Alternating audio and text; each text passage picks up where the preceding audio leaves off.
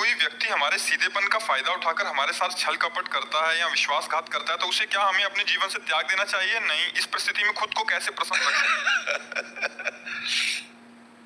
देखो, भगवान के परम भागवत अवतारी पुरुष धर्मराज युधिष्ठिर, भीम, अर्जुन, नकुल, सहदेव अपने बाहुबल से इंद्रप्रस्थ की स्थापना की और पूरे विश्व को परास्त करके सम्राट बने, और शकुनी ने पासे में सब गायब कर दिया। क्या भगवान उस समय सुदर्शन चक्र का अगर प्रयोग कर देते शकुनी के ऊपर तो सारा खेल समाप्त हो जाता, कौरव भी बच जाते और पांडवों को भी दुख ना भोगना पड़ता, पर ऐसा कुछ नहीं किया। शकुनी ने 12 वर्ष का वनवास और 1 वर्ष का अज्ञातवास पांडवों को निश्चित किया, और ऐसे महावीरों को, ऐसे अवतारी पुरुषों को भारी कष्ट भोगना पड़ा छल के कारण। तो हमें लगता है कि कहीं ना कहीं भगवत विधान होता है। जो आदमी छल कर रहा है हमारे साथ, शायद है कि हमने पूर्व जन्म में उसका कुछ लिया होगा। आज हमें लग रहा है कि वो छल विधान से हमारा ले रहा है, पूर्व जन्म में हमने कोई छल किया होगा तो उसी का उत्तर मिल रहा है। मुझे ऐसा मान करके शांत, अगर त्यागने की जरूरत है तो त्याग दीजिए, नहीं कुछ ऐसे संबंध जहाँ त्याग भी नहीं सकते। पहले अपना घर का कोई सदस्य है, अपने परिवार का अपना प्रिय सदस्य है, कैसे त्यागोगे? अपना पुत्र है, अपना पति है, अपना मित्र है, अपना, तो सहन करना चाहिए। मतलब दूसरा उपाय नहीं है, एकमात्र सहन करना उपाय है।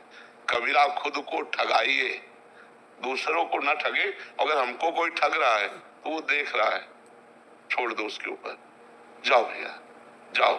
जब वो मालिक हमारी तरफ देखेगा तो निहाल कर देगा, और जब उसकी तरफ देखेगा तो बेहाल कर देगा। दुखिया को न सताइए, दुखिया देगा रोए, और जब दुखिया के मुखिया सुने तब तेरी गति क्या होए। ऊपर से लेकर के ये आज तक इतिहास साक्षी है। ये छल, ये कपट, ये व्यवस्था पहले से चली आ रही है बड़े बड़ों के साथ। वही तो कह रहा हूं, धर्मराज है भाई। हम लोग तो धर्म से चलेंगे, वो तो धर्मराज है। और छल से मारा कि 12 वर्ष का वनवास, 1 वर्ष का अज्ञातवास। ऐसे महापुरुषों को भी चाहते तो 1 मिनट में शकुनी को निपटा सकते थे भीम। 1 मिनट में केवल गला पकड़ के दबा दे तो जान से मर जाता।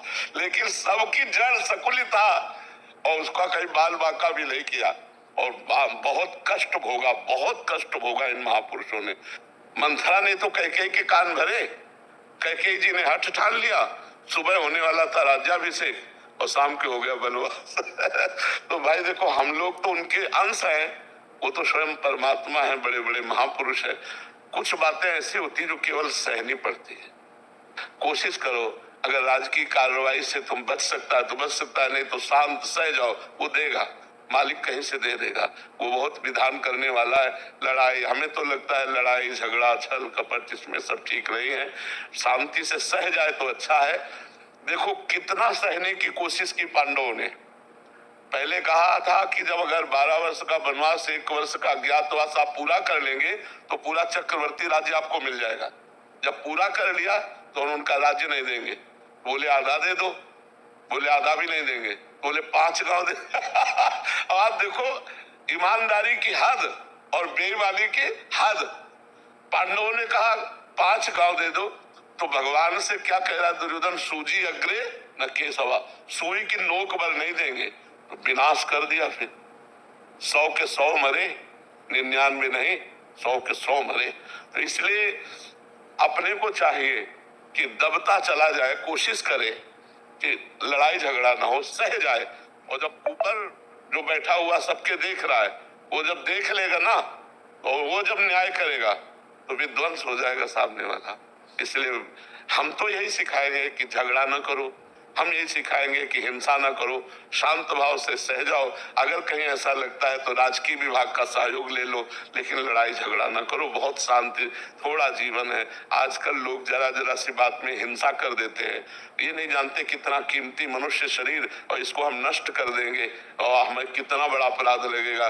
ये सबसे बड़ी भगवान की सृष्टि में ये मनुष्य योनि है, सबसे बड़ी योनि है और बड़ी महिमाशाली है।